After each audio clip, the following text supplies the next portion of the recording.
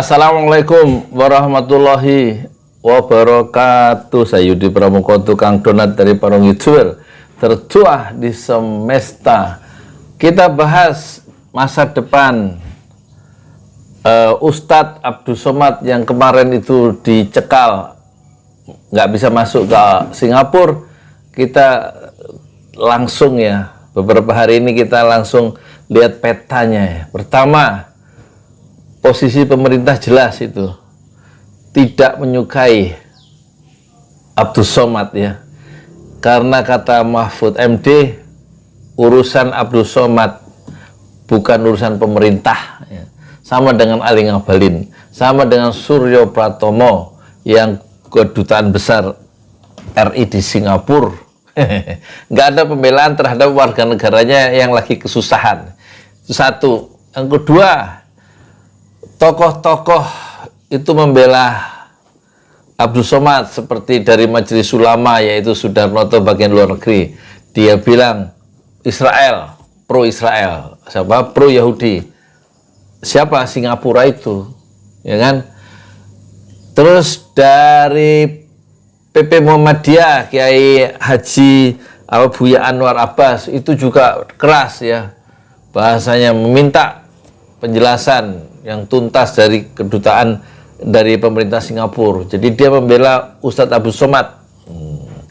Terus dari beberapa tokoh yang lain, dari Fadlizon itu penghinaan katanya, pencegahan atau nggak boleh masuknya siapa itu Ustadz Abdul Somad ke Singapura. Fahri Hamzah yang juga temannya Fadlizon yang dulu dari PKS, sekarang dari Partai Gelora, itu jelas itu melanggar hak asasi manusia, ya kan? Itu pandangan-pandangan politik itu tidak bisa dijadikan referensi atau faktor yang membuat orang itu boleh masuk atau tidak dalam satu negara. Jadi itu pelanggaran hak asasi kata Fahri Hamzah, dan di dalam statuta ASEAN juga itu diatur, itu nggak boleh seharusnya itu melintas itu dihalangi gitu. Kira-kira begitulah ya. Saya nggak paham juga lebih detailnya, nanti lihat lagi pikiran-pikiran dari Fahri Hamzah yang memang dia selalu berpikir sistemik Jadi kita lihat Dan Abdul Somad sebelumnya zaman Menteri Agama Lukman Hakim Saifuddin sebelum diganti Yakut itu sudah masuk list 200 ulama radikal gitu. Jadi sudah posisi Abdul Somad itu sudah jelas Meskipun dulu ditawari jadi wakilnya presiden dari Prabowo, dia nggak mau kan, alasannya pengen menjadi ustadz saja dan mendidik bangsa. Sekarang kenyataan dia harus hadapi, siapa? Ustadz Abdul Somad, bahwa dia mengalami kesulitan karena persoalan politik Pertama, Singapura itu sarangnya koruptor, kan? Dan di situ oligarki di situ bermain, ini nggak? Singapura. Dan Singapura itu pro Israel dalam konteks apa? Dalam konteks Ustadz Abdul Somad mengatakan bom bunuh diri boleh dalam Islam karena dalam rangka membela diri dalam konteks penjajahan, perang melawan Israel yang menjajah. Tapi dalam perspektif pemerintah Singapura, pandangan-pandangan Ustadz Abdul Somad tentang bom bunuh diri itu berarti Ustadz Abdul Somad mengajarkan kekerasan. Oleh sebab itu dia dilarang masuk ke Singapura yang katanya multi ras dan multi agama.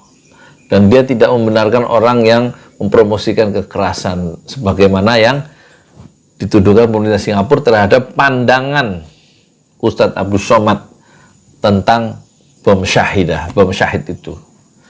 Ini menunjukkan sudah tidak bisa dielakkan lagi korban dari politik Ustadz Abdul Somad itu dalam konteks dia tidak bisa masuk Singapura meskipun hanya untuk dalihnya hanya untuk holiday atau berlibur, tidak untuk kegiatan politik atau tidak untuk kegiatan ceramah Nah, sekarang ke depan bagaimana? Jelas peta itu musuh tetap oligarki, kan? Musuh yang pro Islam politik itu satu oligarki, dan ada wakilnya di Singapura, dan kemudian musuh dari orang-orang yang pro syariah Islam itu adalah koruptor. Koruptor dilindungi di Singapura, ya kan? Tapi orang yang tidak korupsi tidak boleh masuk seperti Ustadz Abdul Somad. Orang yang ngambil uang negara boleh masuk, ya kan, di Singapura. Itu faktanya. Di situ dulu ada tempat pelarian Gayus di situ. Terus siapa itu ada, lihat di ininya ya, koruptor itu larinya ke Singapura ya.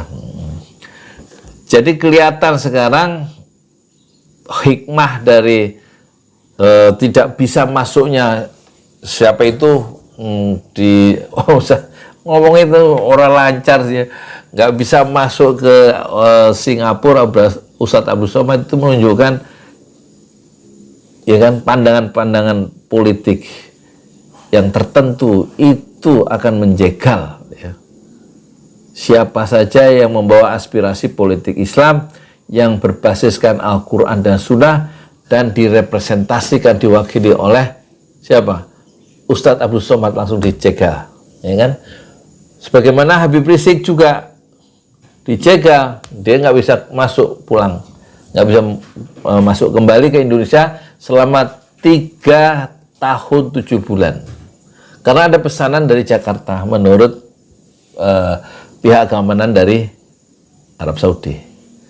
Jadi kemungkinan juga masuknya atau tidak bisa masuknya Ustadz Abdul Somad itu kemarin, itu mungkin ada apa istilah, ada pesanan mendadak dari Jakarta, ya, sehingga dia tidak bisa masuk, ya kan? Karena dia bisa masuk ke Brunei memberi ceramah dan bisa masuk ke Malaysia memberi ceramah.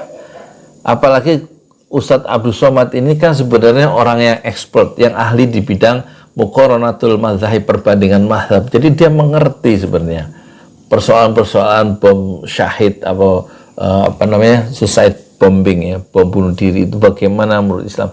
Dia lebih paham dibanding pemerintah Singapura yang perspektif keislamannya mungkin tidak selengkap yang dimiliki oleh Ustadz Abdul Somad yang dia lulusan Al-Azhar Kairo dan mana Maroko, ya kan, S3-nya itu. Jadi kelihatan ya, konstelasi politik nanti akan ditentukan masih tetap dengan cirinya dengan keputusan-keputusan politik yang berbasis Islamophobia, yaitu satu pandangan, satu persepsi atau satu perspektif yang merendahkan, membenci Islam yang dijadikan energi untuk aktivitas dan pemikiran-pemikiran politik di pentas nasional. Islamophobia itu akan beroperasi, ya, dan akan memangsa orang-orang seperti Abdul Somad dan yang lain-lainnya termasuk Anies Baswedan. Oleh karena itu, usul saya dari kejadian kemarin itu di Singapura dan kemudian heboh karena pemerintah Singapura melarang masuk seorang, ya, ahli ilmu, seorang ulama, seorang cendekiawan dan bukan seorang aktivis politik, yaitu yang bernama Ustadz Abdul Somad. Oleh karena itu saya usul lebih baik nyebur sekalian ke politik, ya. Kalau nggak nyebur, ya itu akhirnya dipotong juga kakinya kan oleh orang-orang politik, ya. Nyebur, bertarung menjadi wakil presidennya Anies Baswedan, tanggung sekalian, ya kan? Karena dulu pernah ditawari oleh Prabowo menjadi wakil presiden kan, zamannya Prabowo. Ustadz Abdul Somad nggak mau, padahal umat menantikan itu. Satu kombinasi yang sebenarnya juga nggak ideal, tapi kalau sekarang mungkin memang saatnya sudah tiba, momentum itu perlu dalam berpolitik, dan momentum itu sudah tiba, yaitu tahun 2024, pasangan Anies dan UAS. Anies Baswedan calon wakil presiden dan UAS wakil presiden. Dan insya Allah itu akan mengalahkan Ganjar, kombinasi dengan Puan, mengalahkan Erlangga, Muhaimin, siapa lagi, mengalahkan segala macam calon-calon presiden, karena ini sama-sama sedang naik daun dan peta musuh-musuh Islam itu juga, peta musuh Islam politik itu juga sudah kelihatan, ya. Satu, koruptor, dua, oligarki, dua, orang-orang yang pro Zionis Israel. Itu satu paket tuh, koruptor, ya, kemudian oligarki yang punya kepentingan uang banyak dan menguasai aset-aset di Indonesia. 1% mereka menguasai, jumlah mereka hanya 1%, sekitar 2,5 juta orang, menguasai 72% tanah di Indonesia. Dan itu harus diadakan semacam land reform, disita, diadakan negosiasi ulang supaya tidak ada orang sekelompok kecil orang kekayaannya beredar hanya di sekitar mereka. Itu tidak boleh menurut Islam. Dan itu akan dikerjakan ya oleh kombinasi yang sangat ideal antara Anies dan siapa? UAS ya.